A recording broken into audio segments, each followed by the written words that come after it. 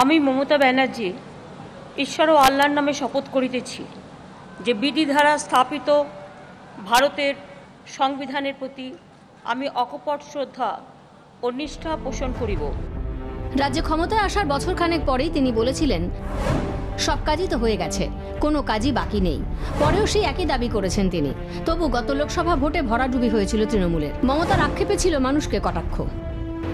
2 টাকা কিলো চাল পাচ্ছে, একটা পরিবার সাইকেলও পাচ্ছে, 2 টাকা কিলো চালও পাচ্ছে, বিনা পয়সার চিকিৎসাও পাচ্ছে, স্বাস্থ্যসাথীও পাচ্ছে, রূপশ্রীও পাচ্ছে, আবার মরে গেলে টাকাও পাচ্ছে, কিছু বাকি নেই। সুতরাং বেশি করলে আবার একটু। মুখ্যমন্ত্রীর ভাষায় জন্ম থেকে মৃত্যু পর্যন্ত তিনি শ্রীর পর শ্রী দিয়েছেন বঙ্গবাসীকে, কিন্তু বিরোধীদের ভাষায় রাজ্যের অবস্থা হতশ্রী। লোকসভা ভোটের ফলে বোঝা গিয়েছিল জনমানুষের ক্ষোভটা। সেই ক্ষোভ সামাল দিতে পিকেকে এনেছেন নেত্রী, নিয়েছেন একের পর এক কর্মসূচি। নিন্দুকদের কথায় সবেতেই ফেল করেছেন মমতা। রাঙানো লুটপাট যা হচ্ছে পশ্চিমবাংলায়, কৃষকের, শ্রমিকের, যুবকের কর্মসংস্থান, বেকারি, আইন শৃঙ্খলা, মানুষ বিরক্ত। ফলে সরকার টিকবে না, এটা নিয়ে কোনো সন্দেহ নেই। ক্রমেই ঘর ভাঙছে তাঁর, অন্যের ঘর ভেঙে যিনি এতদিন গুছিয়ে নিলেন নিজের ঘর। প্রত্যেকটা ব্লক থেকে ব্লকে কে কি করছে না করছে, আর কার সাথে কে যোগাযোগ রাখছে, আর কে কে কন্ট্যাক্ট করছে, তার প্রত্যেকটা হিসেব আমি A to Z রাখছি এবং রাখবো। মমতার কথাতেই স্পষ্ট, মমতার সেই সাধের ঘরে আরও ভাঙন ধরাতে তৎপর বিরোধীরা। বাংলায় পদ্ম ফোটাতে দিল্লি থেকে উড়ে এসেছেন অমিত শাহরাও। অমিত বাঁকুড়া ঘুরে যেতেই তাই মমতা বন্দ্যোপাধ্যায় ছুটে গিয়েছেন বাঁকুড়ায়।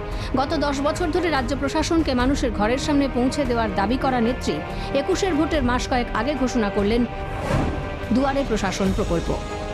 ব্লকে ব্লকে যে পরিষেবাগুলো এখনো পড়ে আছে, লোকে পায়নি, আগামী 1 ডিসেম্বর থেকে আর গান্ধীজির তিরোধান দিবস 30 জানুয়ারি পর্যন্ত দুয়ারে দুয়ারে পশ্চিমবঙ্গ সরকার মানুষের কাছে থাকবে। দুয়ারে দুয়ারে সরকার।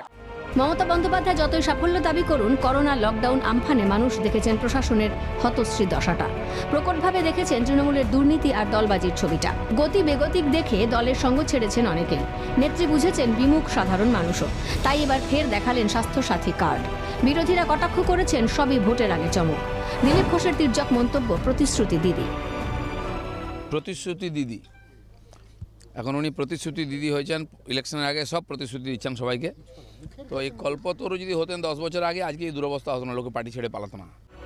রাজ্য জুড়ে কাজের দাবিতে প্রায় নিত্যকার বিক্ষোভ, বৈষম্যের প্রতিবাদে, বেতনের দাবিতে হাতে কাজ থাকা মানুষজনের অনশন আন্দোলন, স্বাস্থ্যের বেহাল দশায় মানুষের দুর্দশা। মমতা বন্দ্যোপাধ্যায়ের দল আর প্রশাসনের ভূমিকা যেন জানান দিচ্ছে সে কথাই।